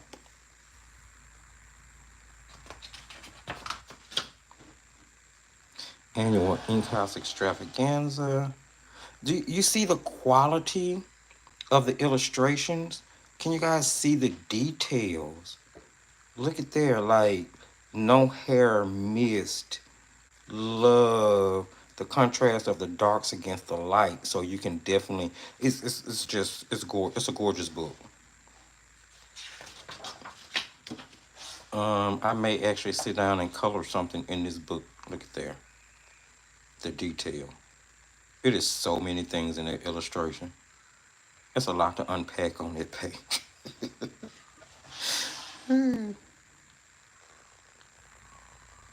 I remember that being the first page you colored. It's what got me interested in the book. Look at this. Ooh. I promise you guys, one day I'm gonna be able to illustrate like this. Here's the thing: it's not that I can't illustrate. I'm not a fast drawer, guys. So if you've ever wondered why the only thing you really see me illustrating in my videos are landscapes, because it takes a few lines here or there, and then you just kind of run off with the paints or the pencils or whatever you're using, is because I'm a pretty moderately paced painter, but I'm a slow drawer. I By the time I turn on the video, I've already drawn it out on sketch paper and transferred it onto the paper that I'm going to be using during the video. And you've heard me say before, it's because I do not want to put you through the time it takes for me to draw out an illustration from beginning to end. I mean, I lay out paper, I use the grid method, you know, it's a process to draw out my illustrations. So that's kind of what happens behind it. Look at here. Now, some of these, and let me make sure I make this clear on video. This is going to be recorded. It will play back. It is not my intentions, nor do I plan in any shape, form, or fashion to sell any illustrations that I do from this book. However, I do plan on transferring some of these. Ooh, I hit the camera. Forgive me for the camera shake, guys. I do plan on transferring some of these compositions onto water soluble paper and using other mediums in order to paint and frame them, just for stuff around the house, just for video purposes, just for my purpose. Sorry about that. I stopped. Hopefully, I stopped that camera shake.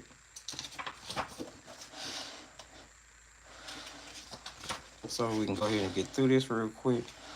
And this reminds me of the whole Alice in Wonderland thing. Yeah.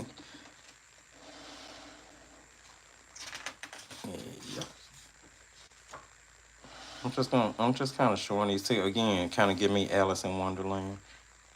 I love anything whimsical. You guys know that's my whimsy is my main thing. This is beautiful. Beautiful, beautiful, beautiful.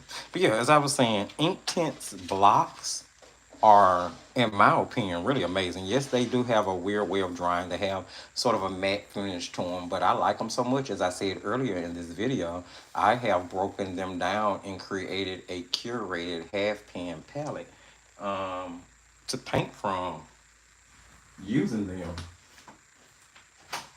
They are, and this is going to be coming up in the video tomorrow, as a matter of fact. So this is my Inktense block half pan paint set that I made up myself. Here is my little swatch sheet.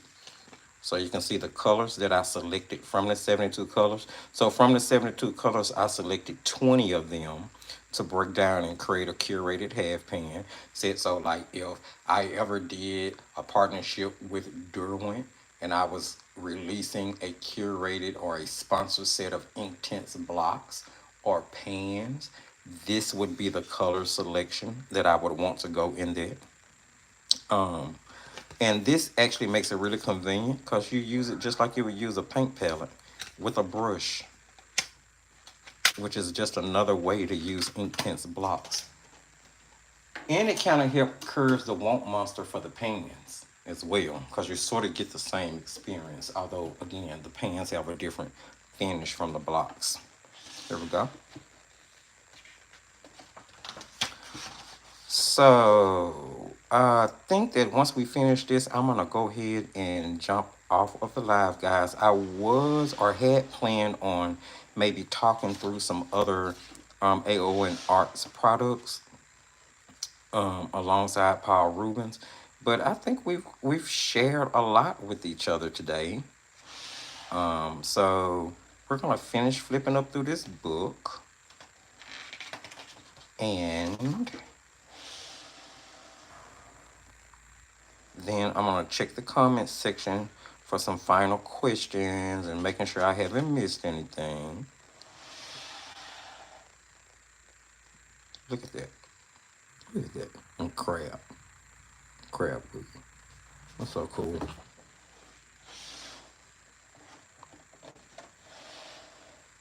Ooh, love the Toxic Cherry teapot.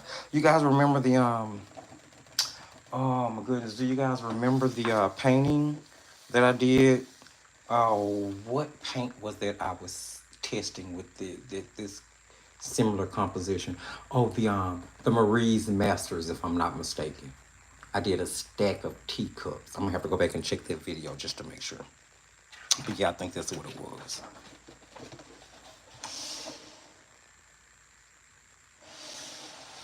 Really, really nice. Really, really beautiful. I'm gonna have to read all of this. I love to read, and I love to read real books that I have to turn the page with.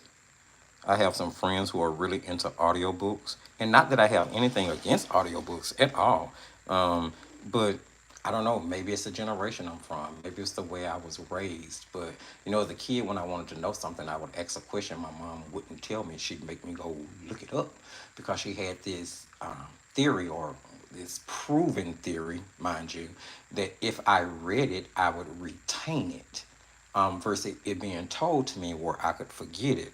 So, we kept things like encyclopedias and dictionaries, books that talk different language. We kept different stuff like that because my mom was really, really super big on us getting the best possible education that we could. And because of that, I am more of a tangible, physical book fan than I am of an audiobook fan.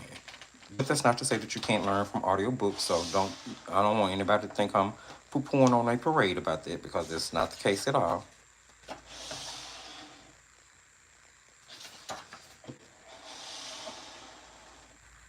Ooh, so gorgeous. I don't know. I may need to order a second book to play with, because I'm not even sure I want to mess up any of these pages. This book is gorgeous. I think I will. It's like I say, it's cheaper than $15. So I think I'm gonna order a second one to do my playing in, and I'm gonna put this one up to keep it pristine, just like it is. That's how that's gonna work.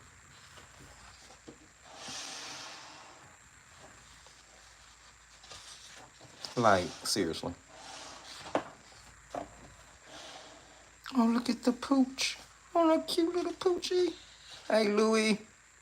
Oh, it's adorable. The artist is returned. I know that's for real. We trying to make it in this game. Gorgeous. That looks like an actual framed picture, or maybe like you're looking out of a porthole of a ship. It's a lot of ideas you can run with off of that.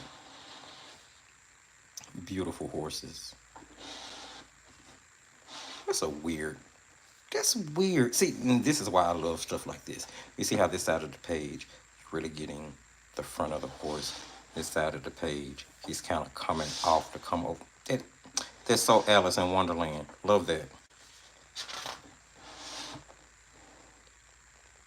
Oh, love pocket watches. Is that a badger or a raccoon? Hmm. Can't really. Let's see.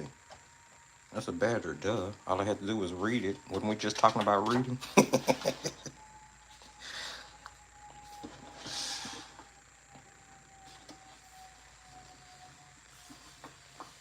Like the tree of life.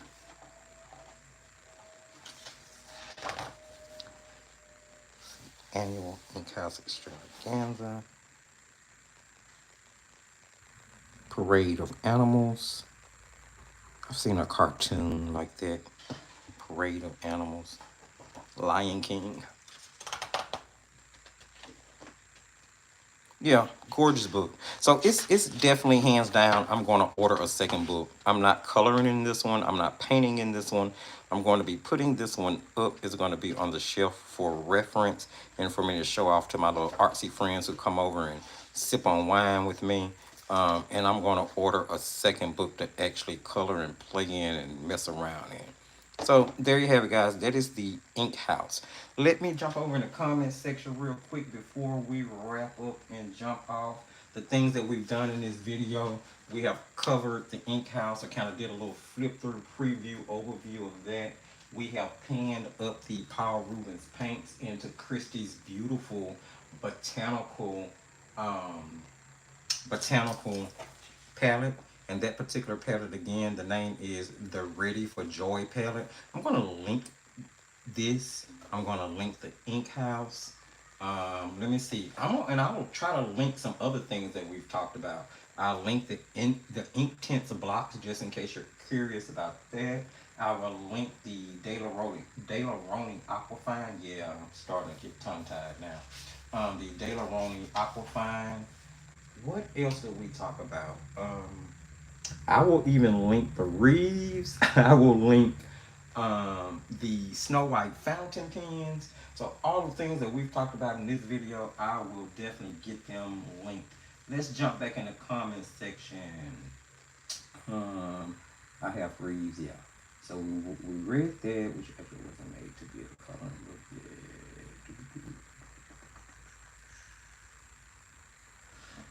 Excuse me.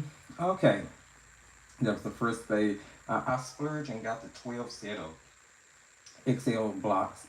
Not in love yet. I need to use them more. They are always next to me.